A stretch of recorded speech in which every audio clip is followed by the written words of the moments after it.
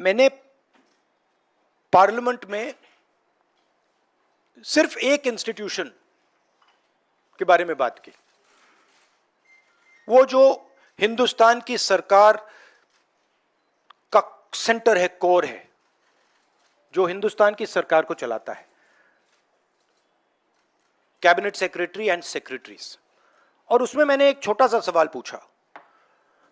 प्रधानमंत्री कहते हैं कि वो ओबीसी के लिए बहुत काम कर रहे हैं।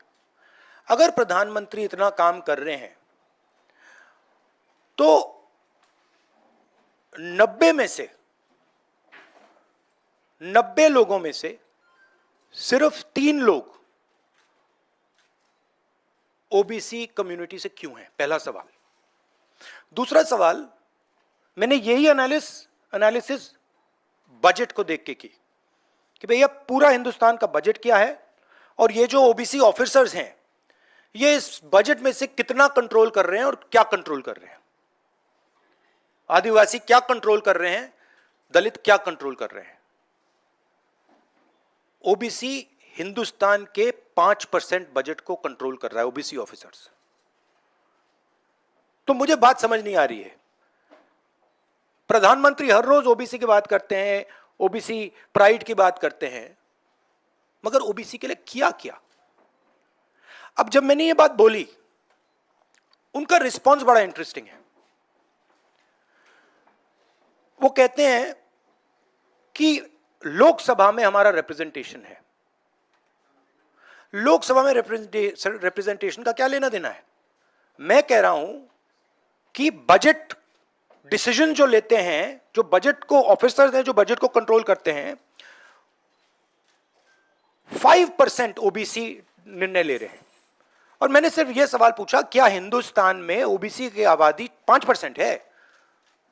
यह मैं जानना चाहता हूं। अगर 5% है तो फिर वो ठीक है, उसको मैं एक्सेप्ट करने के लिए तैयार हूं। मगर अगर वो 5% से ज्यादा है तो मुझे यह पता लगाना है, और एक बार मैं मन बना लेता हूं, मैं छोड़ता नहीं हूं, मुझे यह पता लगाना है ये ओबीसी हिंदुस्तान में कितने हैं, और जितने हैं उतनी भागीदारी इनको मिलनी चाहिए। अब आप किसी लोकसभा में किसी भी एमपी से पूछ लीजिए, लोकसभा को टेंपल ऑफ डेमोक्रेसी कहा जाता है। आप किसी भी बीजेपी के एमपी से पूछ लीजिए कि वो कोई डिसीजन लेता है, कोई कानून बनाता है, कोई कानून बनाने में भाग लेता है, किसी से भी पूछ लीजिए, बिल्कुल नहीं।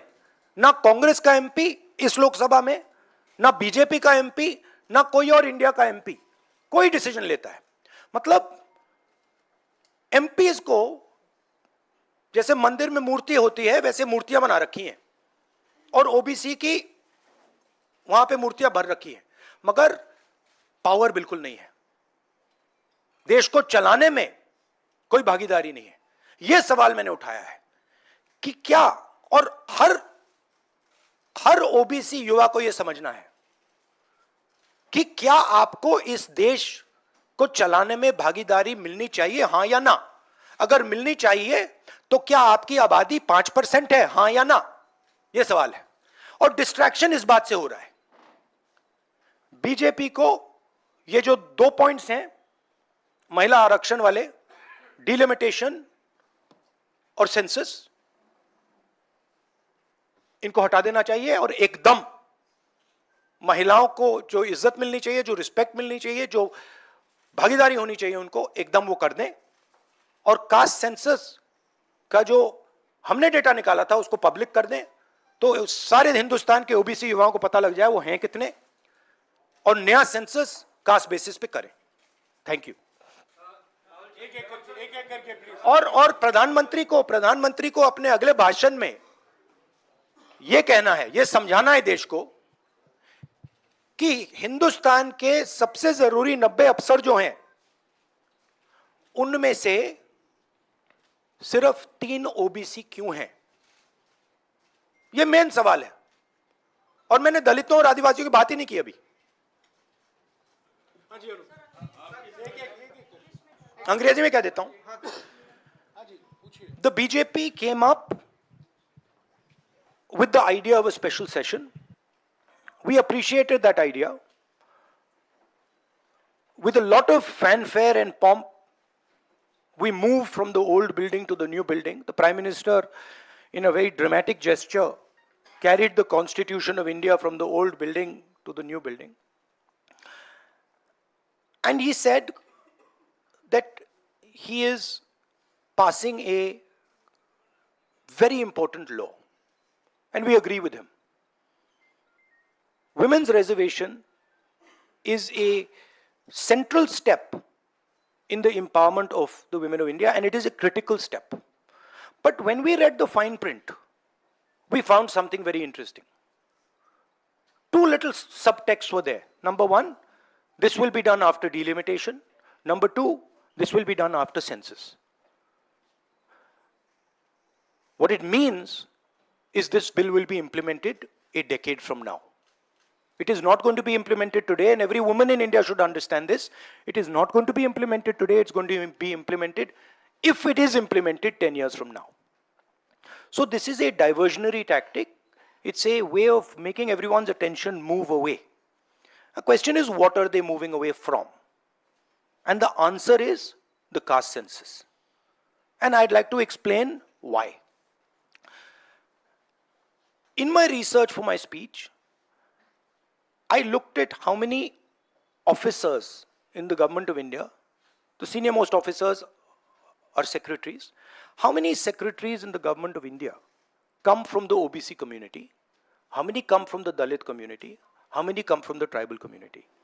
And I was shocked to find that 5% of the secretaries of the government of India, 3 officers in the government of India secretary level are OBC first.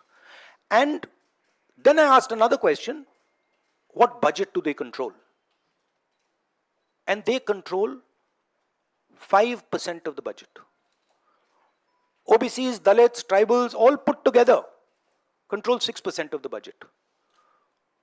Tribals control 0.1 something of the budget.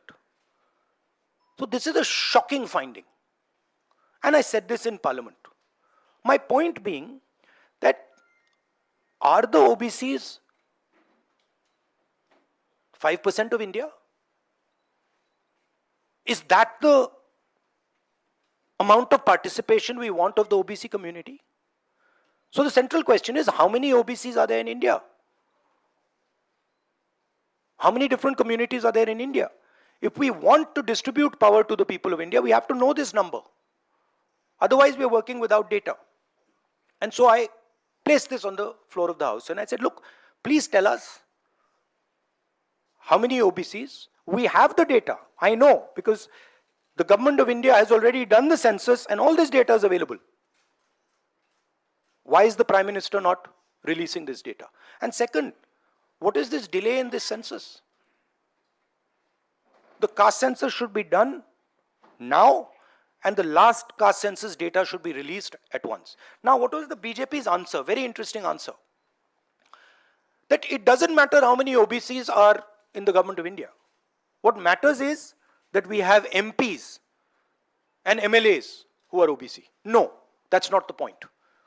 Because you can ask any MP or any MLA how much they participate in lawmaking, how much they participate in how the money in India is spent, they will tell you there's no participation. So it is almost as if they keep placing these OBC MPs into the Vidhan Sabha from one side and taking away the real power of the OBCs from the other side. And as the Prime Minister keeps saying, he's an OBC leader, I want him to explain why only 3 OBCs are there in the government of India.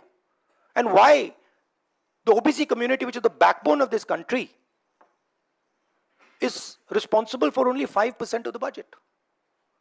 They have not been able to answer this question. In fact, when I said it, I saw in their face the panic. Because this is the truth, this is what they're trying to distract India from. The fact that the large mass of Indian people do not have any power.